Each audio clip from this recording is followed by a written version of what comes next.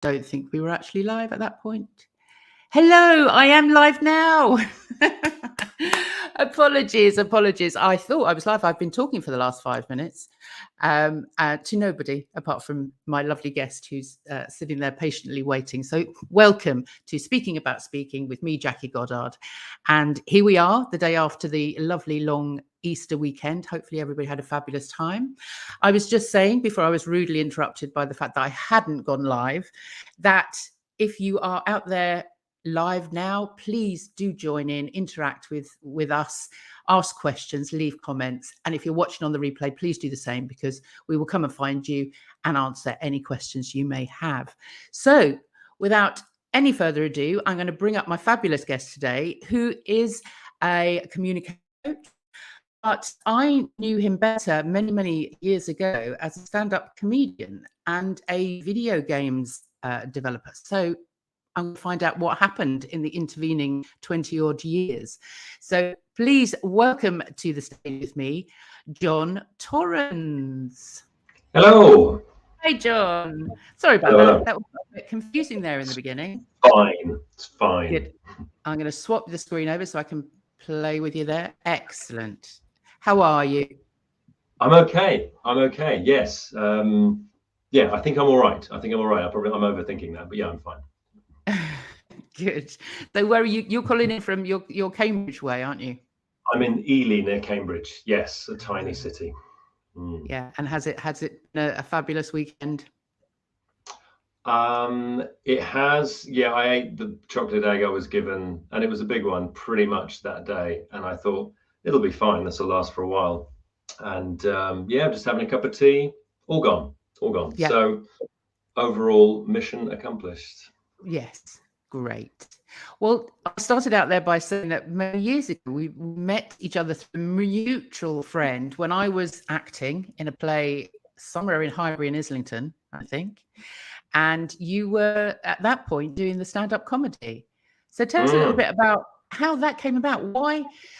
Obviously, you are now a communications coach, and you are a self-confessed introvert. So I'm really intrigued to find out how somebody that sees themselves as an introvert could actually put themselves through stepping on a stage and telling jokes. Well, I think when I was doing the stand-up, and you saw me, I was doing video games development. So I was a video games designer, like a level designer, and I was doing stand-up. So I'd started doing video games and then immediately started to do stand-up at the same time. And so I did those two things about 10 years side by side. But I think because I thought at the time, oh, I'm an extrovert because I can stand in front of people and sort of perform, if you will. I thought, okay, that's how introverts and extroverts work. But then much more recently, after I started doing this, I met someone who pointed out the true definition, which is that it's about how you get your energy and how you recharge. And in fact, I'm pretty much almost completely an introvert. So I like to recharge by being on my own, whereas a lot of other people who are extroverted recharge by being around other people. And so I think a lot of stand-ups are probably introverts because the vast majority of the time you're on your own. You're sitting around trying to write or walking around trying to write.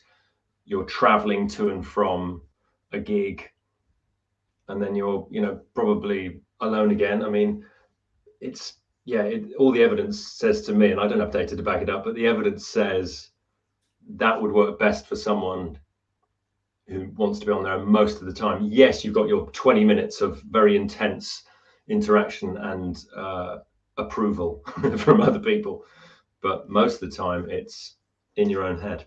Yeah. So yes, that is interesting, isn't it? Because you kind of think, well, for that 20 minutes, what is it that the introvert is after? Is it that approval? Is it I don't know, validation? What do you think? I think it's very much that. So people will say, "Oh, that's very brave. You must be so brave to do stand-up." I think, yeah, maybe it does indicate some kind of courage, but it also indicates this, desperate need for approval and validation, as you said. And also, this is the other thing. I say it's 20 minutes of interaction. It's not. Stand-ups will have a very clearly defined routine, and it's called that for a good reason. They know exactly what they want to say. They want to make it look as if it's just coming to them, and there might be a little bit where they interact with someone briefly, and that's truly improvised, but the rest of it is very much preordained. Yeah. So yeah, I think that fits the introvert very well. Yeah, it's a strange old thing, isn't it? Stand-up comedy, because it is very much a routine. And you won't remember this, but I do remember having had that conversation with you back then. That I thought, well, could I do stand-up comedy in that as an actor? Could I take on that role, learn those lines, and stand up and be funny? And I know some comedians, because I've seen them do it, and I've seen comedians do the same act again and again and again, and they don't change a word, and they don't interact with the audience. They literally stand up, they do their bit, they get their laughs, and they're gone. Whereas other comedians, the set changes every single night. I mean, it literally they'll get up and do it, and they'll interact, and they'll take the banter, and they'll take the knockings that they get, and from the audience, and it's a lot more free flowing in that way. So, which group were you in? Oh, I was definitely in there having a routine. Yeah.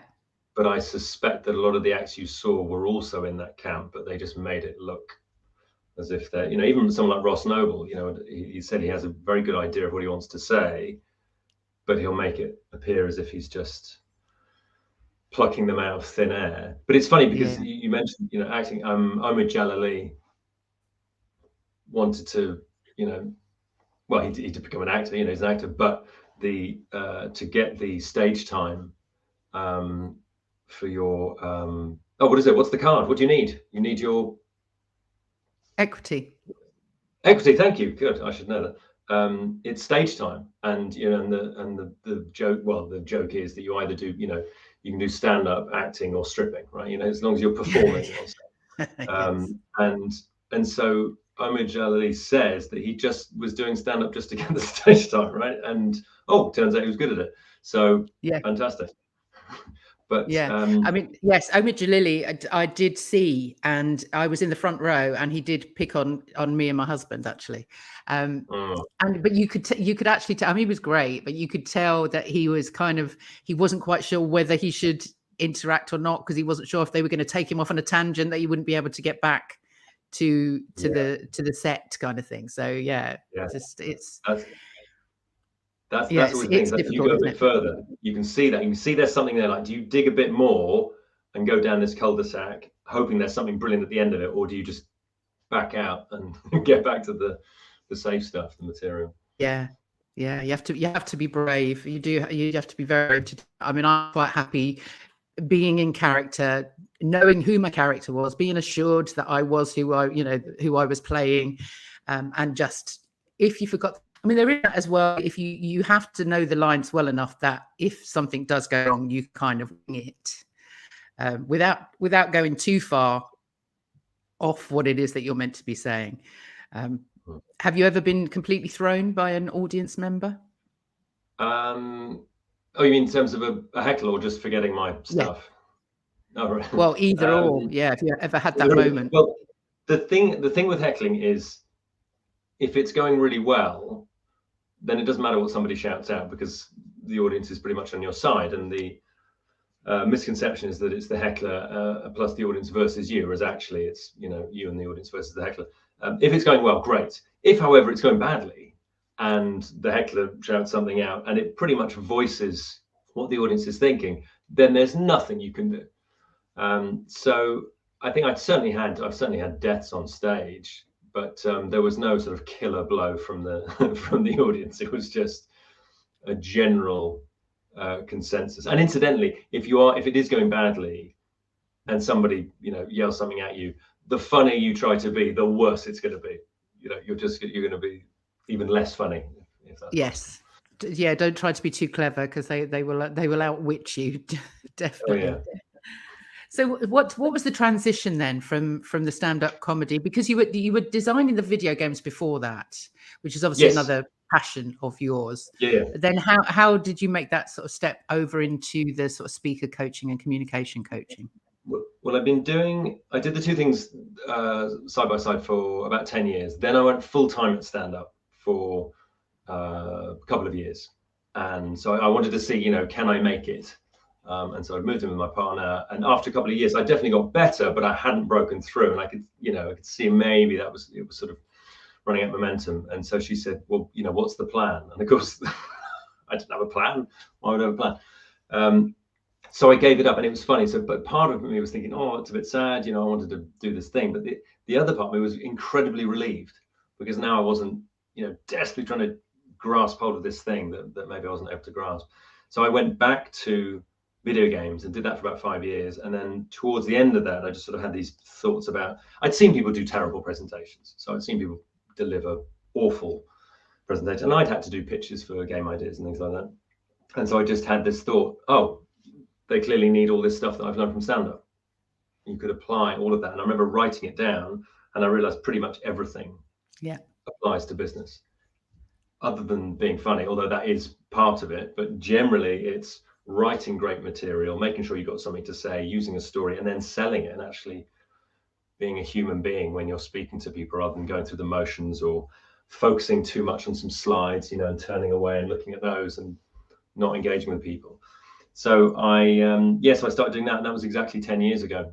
And thank God, you know, it works, and I've found my place in the world, I think, which is rather good. Yeah, I mean, it sounds like you've kind of found a niche in that you are kind of doing you're going into, correct me if I'm wrong, but it seems like you're going into companies where people are quite introverted. They're working on software. They're working very much in sort of isolation, almost into little silos. And you've chosen to work with those people specifically.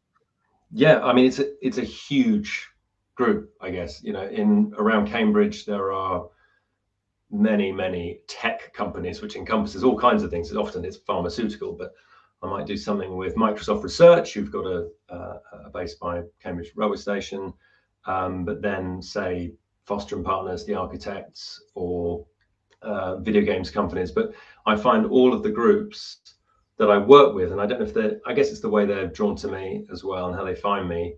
They're very much like me. They are introverts, and so I'm not going to be some dreadful, I was going to say dreadful extrovert. There's nothing wrong with extroverts, but, you know, dreadful extrovert media person who says, hey, you know, let's communicate, and makes people feel uncomfortable. I can relate, because I feel very, very uncomfortable and have lots of little anxiety at the points. And so I will connect with them first and have fun, and then we layer in all that learning. So I need to be around people like that as well. So it works really well. Yeah. Yeah, I mean, that is interesting, because I've spoken to lots of different speaker coaches that come at what they do from who they are, and I think that's the way that it should be. You know, I've spoken to a guy that came from sort of a science background that is now working with other people in the sciences, and his approach to how he handles them and how he handles what the work he's doing with them is very much related to them and who they are. And I assume that's kind of what you do in your realm as well. And I think that's really, yeah. So how then, when you play with them first, as I do, I like to play with my clients before I actually get stuck into anything serious. How do your clients take that? Because it can be quite off-putting for some people, I think. It's just chatting, really, to begin with. So, I mean, one of the things I preach as well as practice is just to talk about the day-to-day and the immediate at the beginning of any interaction. So if you're doing something online, just having a chat with someone for a few minutes about anything that's you know, nothing to do with work is a good way to do it. So I'll play with them that way and have a chat, but we'll get pretty much straight into it. But what I like to do, which is a really nice bit of learning, is, while I'm not interested in making them feel uncomfortable, I'm quite happy to make them feel uncomfortable because it might be necessary, is getting people to speak quite early. So I might say, oh, we're going to work on a piece and work on it throughout the day. But at the beginning, I'll say, right, I want everyone to introduce themselves. And no one wants to do it. And I point out, this is what's happening, and you'll feel uncomfortable. But on the other side of that, a minute or so later, they feel way better. And then we've proven something straight away, and I've kind of moved how they see themselves. So that's a little bit of the the playing with it. But ideally, that informal interaction at the beginning should be really effortless. It shouldn't feel like it's tacked on. Yeah, no, I'm the same. I mean, obviously, when I say playing, it's playfulness. It's just being a human, connecting with another human, and actually bringing people into the group, so that they are actually, making connections within the group as well. Which means that they feel more comfortable than stepping into something slightly more uncomfortable. Definitely, and I think if you can set that tone at the beginning of a meeting or any interaction, but particularly when it's online, I think it's so nice for everyone. It's such a lovely relief where they can see, yeah, we're going to talk about important things and we'll get things done. But if the tone of it is fun and relaxed, I mean, let's face it, that meeting where you actually had a laugh partway through or at the beginning, like that's a bit of a godsend, isn't it? Absolutely. So what is it then from your stand-up training or from your stand-up experience?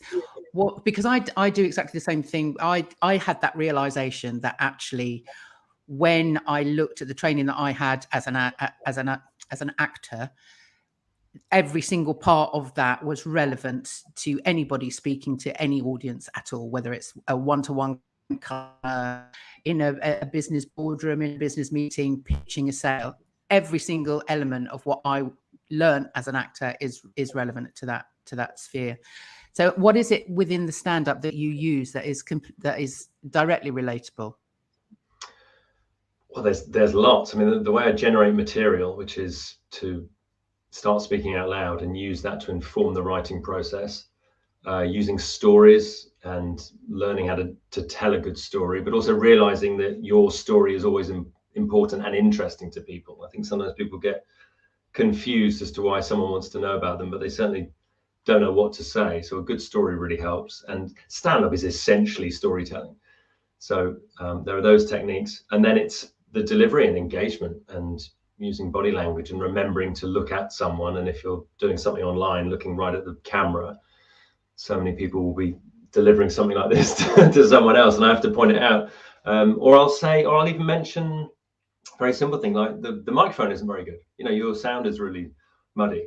And I remember saying that to someone last year, and they said, and this was a CFO of a company, quite a big company, games company, and he said, I've been using this microphone for 6 months in meetings. No one's ever mentioned it. So, every time they thought, oh yeah, the so-and-so sound isn't very good, but I just went, oh, by the way, that's rubbish, and then they realised. So I guess it's what you say and how you say it. I do also incorporate visuals, which is not necessarily from stand-up, but there's something about that illustration. So I will tell people, if you can paint the picture in someone's heads, which is what a stand-up will do, you don't need to show any visuals.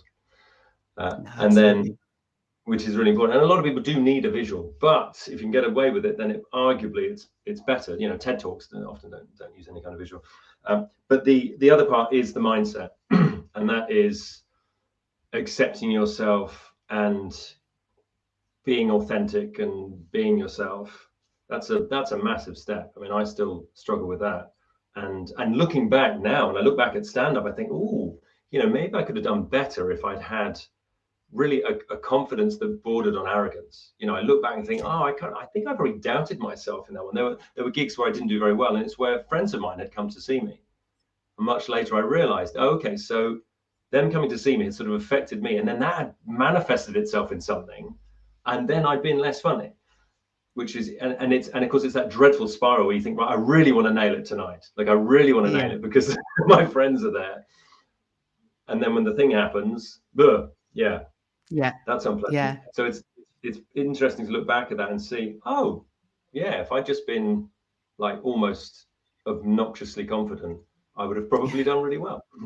Yeah, I mean, I've had clients, and I've spoken to the clients that what bothers them is that what they don't like about public speaking, or why they don't want to step on a stage sometimes, is because they don't want to be seen as overly confident. They don't want to be seen. They're worried that people see them as arrogant, because basically they're putting out their knowledge. They're telling people what it is that they are good at and trying to explain something to them, and they're worried that they will be seen as arrogant. But I think it comes back to that self-awareness, doesn't it? It's just being confident in yourself and being confident that who you are is enough, and all of those things that everyone kind of goes, oh no, it's all that mindset stuff. But it's important, we all need to understand and own our own stories, and that I think once you have that ability to sort of say, right, that's my story, that's my experience, I own it, it's nobody else's. And it's worth telling because it will validate how other people feel about what it is that they do or experiences that they've been through. And I mean, it's difficult. It's difficult because people aren't always happy to share their experiences. No, and they think, sometimes they think it won't be interesting, and it is, because everyone is interesting, everyone's story is interesting, everyone's unique. The being worried about seeing as arrogant is an amazing thing, where I'll see someone, and I used to think it was a very British thing, and I'm not sure if it is. Someone will stand up to speak, and they'll say, maybe within a series of speakers, and they'll say at the beginning, sorry everyone, this isn't going to be very good. I'm not very good at this thing, and it's not very interesting, which is a terrible way to start things off, because you persuade the audience that it's not going to be very good, and then rather than them pitying you or feeling endeared towards you, actually it's we think, oh well, maybe it's not going to be very good.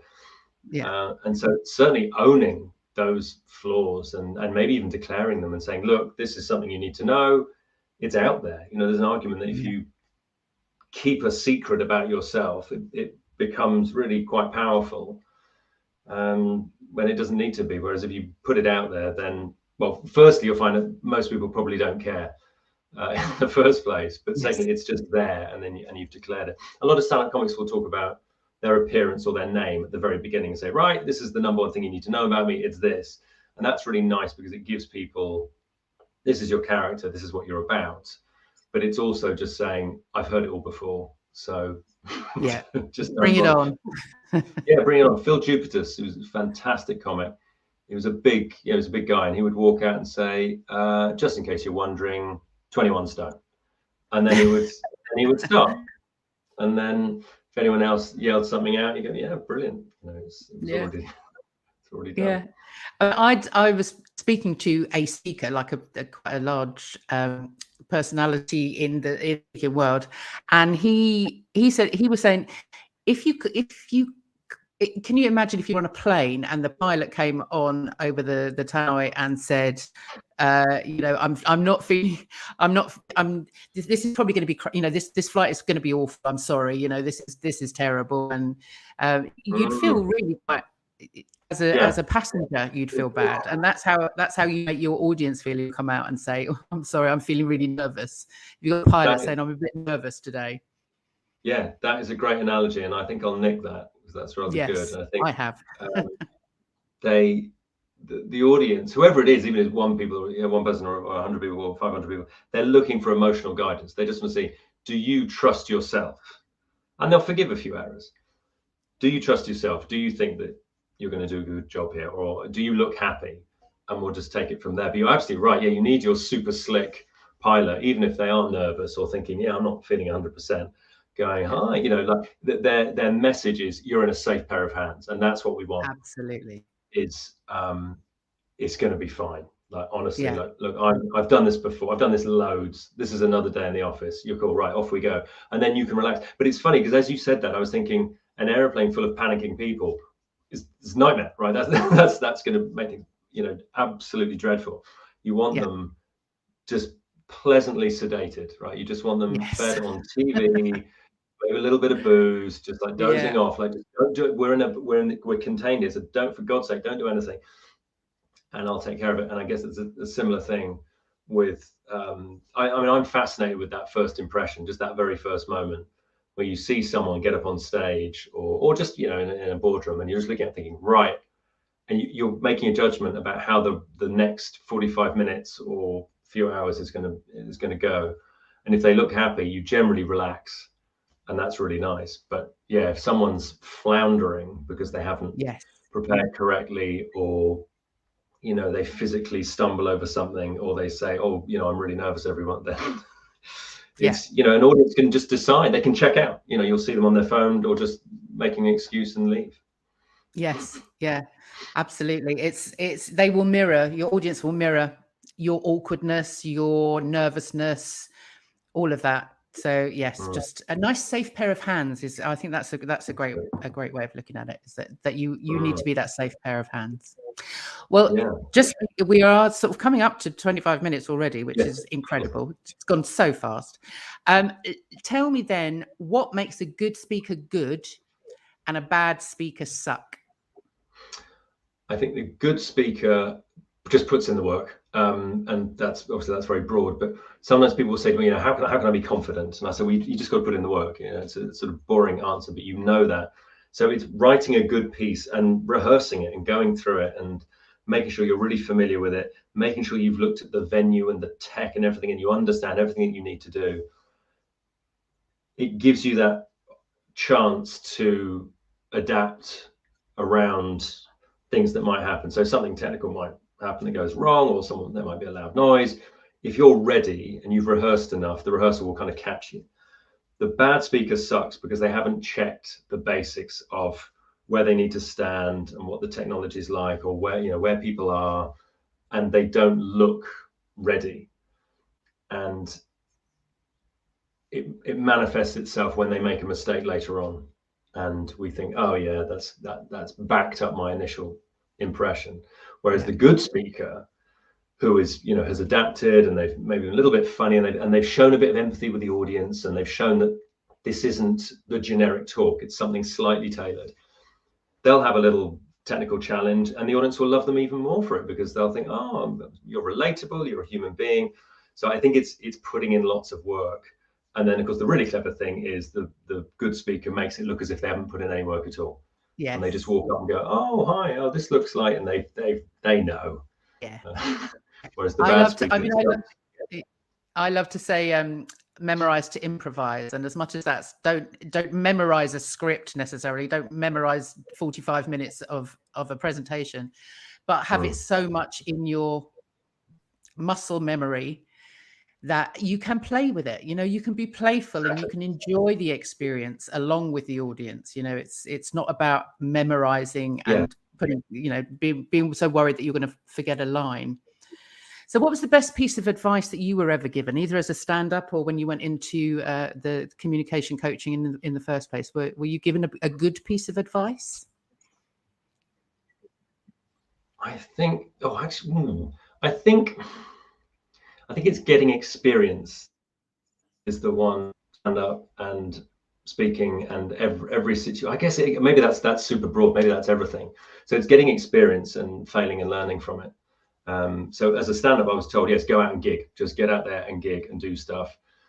I haven't been specifically given advice for the communication coaching, but that's certainly, that piece of advice has proved itself to be very solid. I think it's getting out and just trying stuff and failing and learning from it, because the only way you're going to grow is go through some discomfort. Yeah, absolutely. Transformation happens on the edge of your comfort zone. So yes. You have to get out there. So is that the best piece of advice that you give, or is there anything in particular that you say to your students, clients? We can call them students. Padawan. It's the same thing. It's experimenting. That's the key. It's like just trying new stuff, because whatever you try, whether it's a new little bit of material or a new technique or way of speaking or a new visual, if it doesn't work, it doesn't matter. You won't use it again. The audience might not even notice. They might think, oh, that's slightly weird. But anything that does work is added to your arsenal. So you're constantly building up positive techniques. So in my training, I've got, thousands of things that I can say, and I pick and choose, my favorite ones. But the very best ones, those will keep coming back because I know that they work. But what's funny is some of them, I'll look at them and think, I said that on the spur of the moment, thinking this might be terrible. Like this could be really stupid, but it worked, and now it's mine. So I think it's being comfortable with failing and just experimenting as much as possible. Brilliant. And what one positive things that you what's one positive thing that you give to your students to take away? What's one of the little, maybe an exercise or a tip that anybody that's listening could take away today? Record yourself speaking and watch it back. Now, no one likes watching themselves back on video. I certainly don't. It's deeply uncomfortable. But as I mentioned at the beginning, one of the big steps is where I point out when I get people to speak, I'll point out to them how they actually come across, and there's often this disparity there. So that's a lovely way of moving people, up that scale of confidence. If you can record yourself, just get one of your friends on your phone to record you while you're giving a talk or any kind of presentation. Force yourself to watch it back, which I appreciate might take days for you to build up the courage to do it, but then just look at what you're doing. And what you can do is break that down into just the sound. So put it face down and have a listen and check out the tone and see how you're coming across. And the other way, of course, is to turn the volume down and to look at yourself and see how you stand and see when you smile and things like that. Noting down filler words, that kind of thing. But you can constantly do that. Just always be assessing, because asking for feedback is great, but your friend might just say, "You were brilliant," which is not, and you may have been brilliant, but it's not useful in terms of improving. No. Oh, that's great. That was brilliant, Jon. Thank you. Oh, thank you. Yeah, I'm going to, anybody out there watching now, if you want to ask a quick question, we have sort of come to the end. Anybody listening or watching the replay, do ask a question. This is your website, Jon, so jontorrens.co.uk, and people can find you there. Is there anywhere else or anything else you want to say, anywhere else people can find you, or anything that you've got coming up? I have a YouTube channel, which is also worth looking at, but the website is the main place to go. No, that's it. Brilliant. Oh, thank you so much for being on today, Jon. I've really, really appreciated everything that you've had to say. So lots of great advice in there. So thank you very much. And everybody out there listening, watching, we will see you next week. Thanks for being here. Thank you, Jackie. Bye.